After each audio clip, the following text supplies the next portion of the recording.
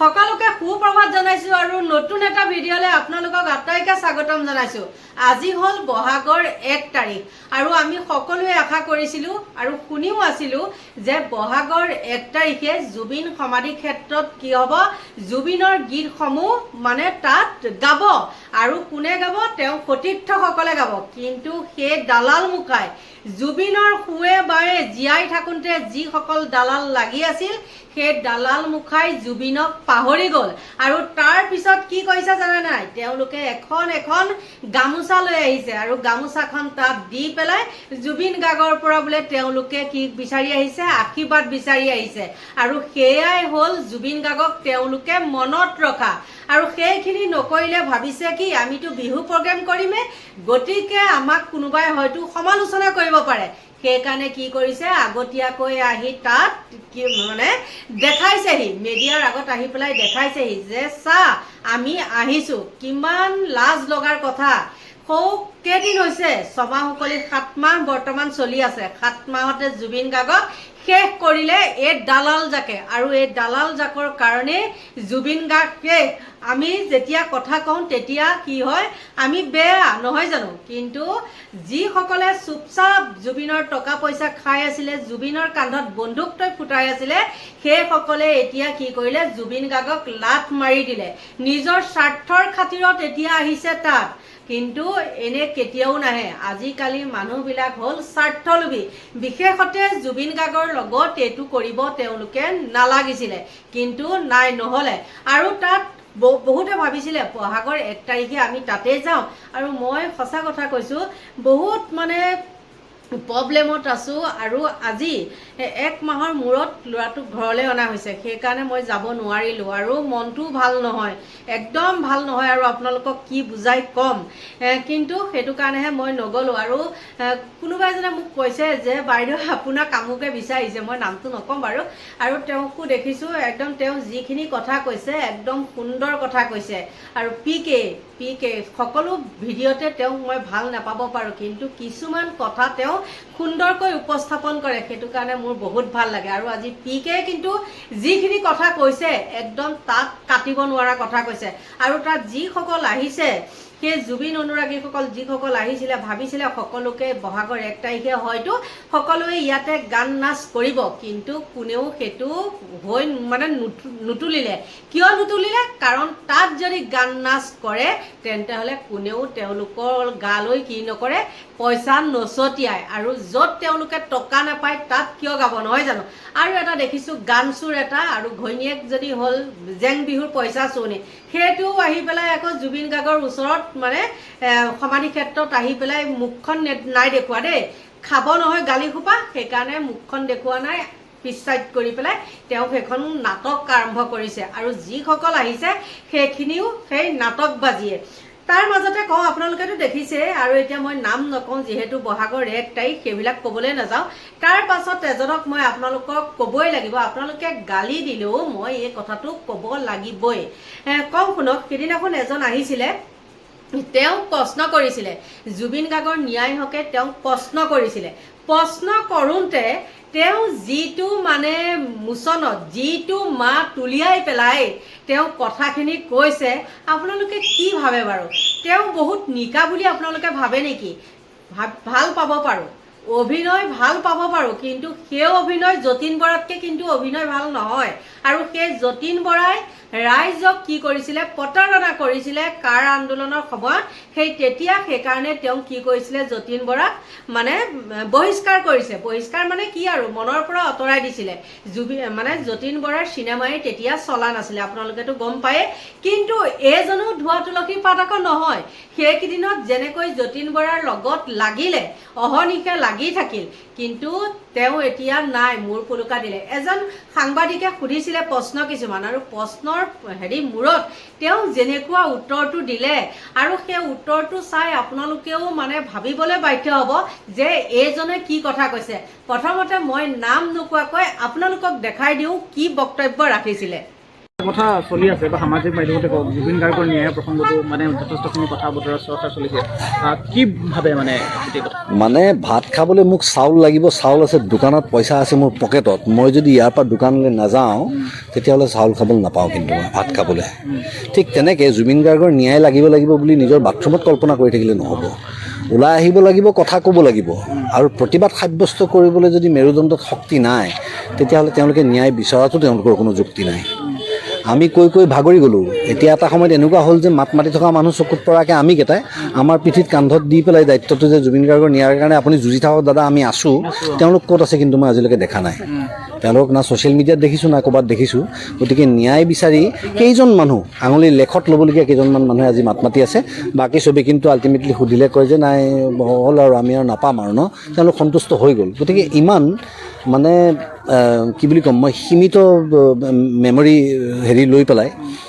স্মৰণীয় শক্তি লৈ পেলাই যদি এটা মানুহে আগবাঢ়ে তেতিয়াহ'লে জুবিনে কিয় কোনেও ন্যায় নাপায় এখন দেশত আৰু ৰবি শৰ্মাৰ যিটো স্থিতি সেইটো সদায় থাকিব জুবিন গাৰ্গৰ পক্ষত ন্যায়ৰ পক্ষত মোৰ সদায় থাকিবই কাৰণ মই প্ৰথম কথা কৈছোঁ যে মোৰ কোনো স্বাৰ্থ নাই ইয়াত মই কোনোবা দিনা পলিটিক্স খেলিম বুলি কোনো ধৰণৰ কথা নাই মই যিটো মাত মাতি আছোঁ মোৰ জীৱনৰ উপাৰ্জন কৰিব বিচৰা কথা মাত্ৰ এটাই যে আজিৰ পৰা 100 বছৰ পিছত যেতিয়া মই এই পৃথিৱীৰ পৰা নাইকিয়া হৈ যাম মোক মানুহে লাহে লাহে কামবিলাক নেদেখা হৈ আহিব তেওঁলোকে যাতে এইষাৰ কথা অন্ততঃ ক'ব পাৰে যে এইজন মানুহে জাতিটোক ভাল পাইছিলে মোৰ কেৱল বিচৰা বস্তু সেইটোৱে মই চিনেমা মোৰ হিট হৈ থাকক মই সদায় এক্টৰ হৈ থাকোঁ সেইটোও মোৰ ইচ্ছা নহয় গতিকে মোৰ যিহেতু একো স্বাৰ্থ নাই মই যিটো কথাত মই ভাল নাপাওঁ তাত মই মাতিমেই তাত মোক প্ৰাণৰ ভাবুকি দিও লাভ নাই মোক কোনো অন্য ধৰণে লোকচান কৰিম বুলি কৈও লাভ নাই মই খাতিৰ নকৰোঁ আৰু যদি মই দেখিছোঁ যে কোনোবাই ভাল কাম কৰিছে তেওঁক যদি মই বেয়াও পাওঁ তেওঁৰ প্ৰশংসা মই অপেনলি কৰিম কিন্তু আজিৰ তাৰিখত সেই সুবিধাটো মোক কোনো কেতিয়াও দিয়া নাই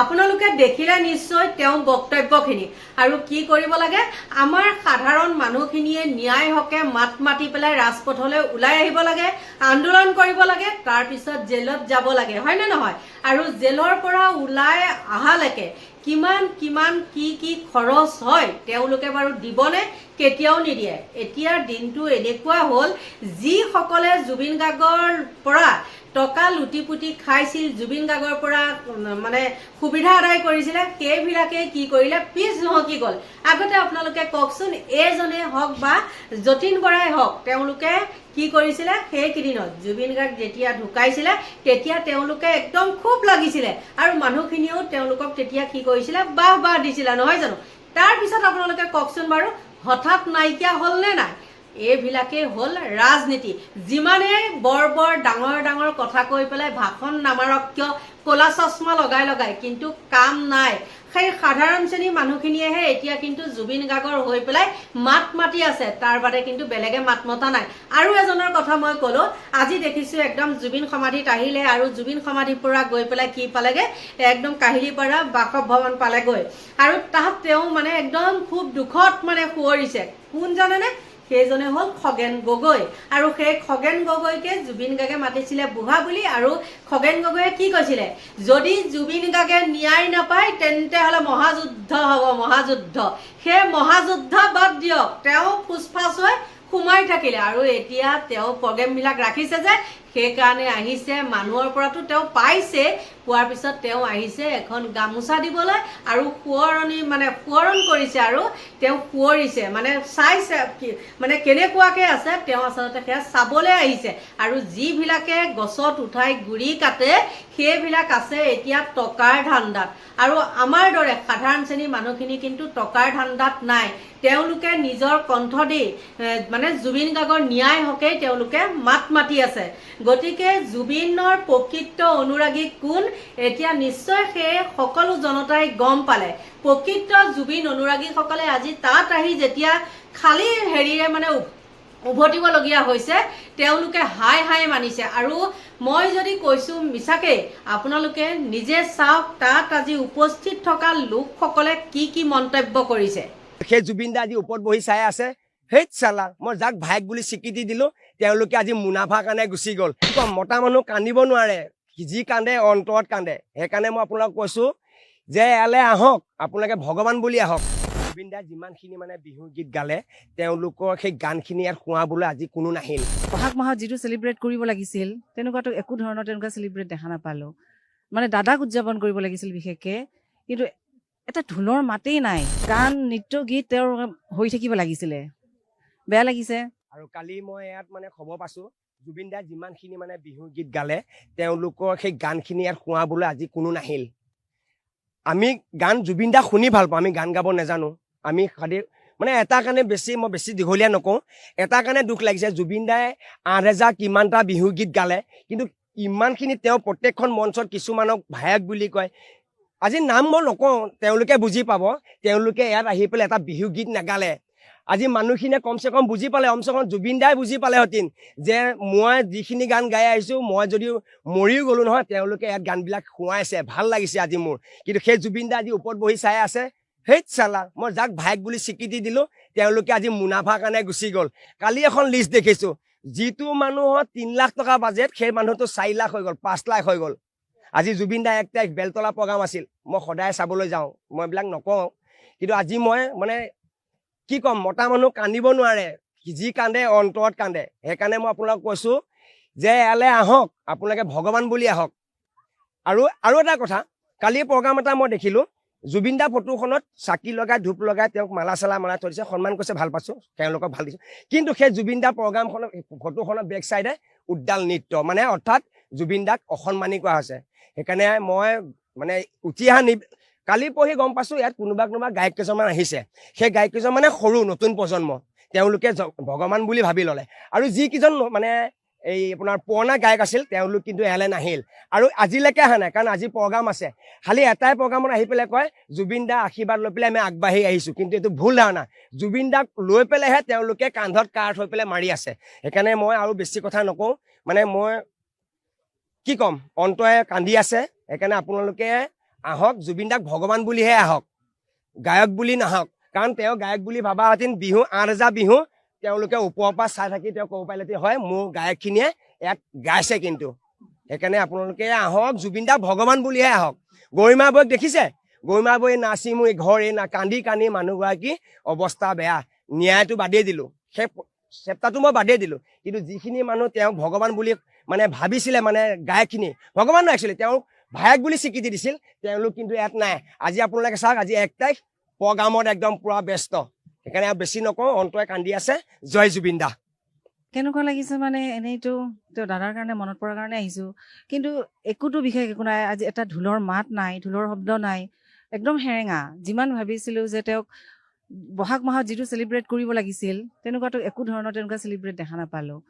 মানে দাদাক উদযাপন কৰিব লাগিছিল বিশেষকৈ, কিন্তু এটা ঢোলৰ মাতেই নাই, ঢোলৰ মাত নাই, একো নাই। কোনো শিল্পী কলা কুশলী আহিছে, দেখিছোঁ টিভিত দেখিছোঁ বাৰু, কিন্তু মইতো ভাবোঁ যে গান নৃত্য গীত তেওঁৰ হৈ থাকিব লাগিছিলে, বেয়া লাগিছে। কিন্তু আমি সাধাৰণ জনতাখিনি কিন্তু আহিছে, মানুহখিনি আহিছে, যিখিনি সাধাৰণ জনতা, বেলেগে আহিলে নাহিলেও আমি কিন্তু আহিছোঁ।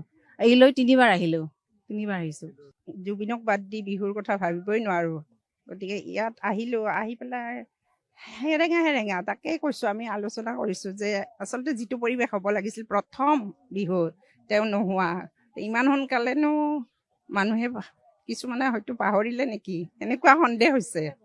সেইটোৱে ভয় লাগিছে। আৰু ভৱিষ্যতলৈ বা কি হয়, কিমান দিনলৈ তেওঁক আমি ৰাখিব পাৰোঁ। দেখিলে নিশ্চয়, সেই PK হওক আৰু তাত থকা আন অনুৰাগীসকলেই হওক, যি ধৰণে কথাখিনি কৈছে, সেই কথাখিনি কি মিছা নেকি? কেতিয়াও কিন্তু মিছা নহয়। তাত জুবিনৰ গানে লাগি থকা নাই। গতিকে আৰু কি ক'ম, আৰু একেবাৰে মানে দুৰ্ভগীয়া। আৰু বিহু পাতিছে নহয় জানো, এয়াই হ'ল বিহু। আৰু সেই খগেন গগৈ বোলাজনে কি কৈছে জানেনে, আমি বিহু পাতিবই লাগিব, জুবিনক সুঁৱৰি পেলাই হ'লেও মানে জুবিন পাতিবই লাগিব। এতিয়া যুদ্ধ বাদ দিয়ক, জুবিনে ন্যায় নাপালে কি হ'ল, এতিয়া বহাগ মাহ আহিছে, আমি গান গাব লাগিব, আমি টকা বুটলিব লাগিব। গতিকে বন্ধু বান্ধৱীসকল, আপোনালোকৰ পৰা লৈছোঁ বিদায়, বাই বাই।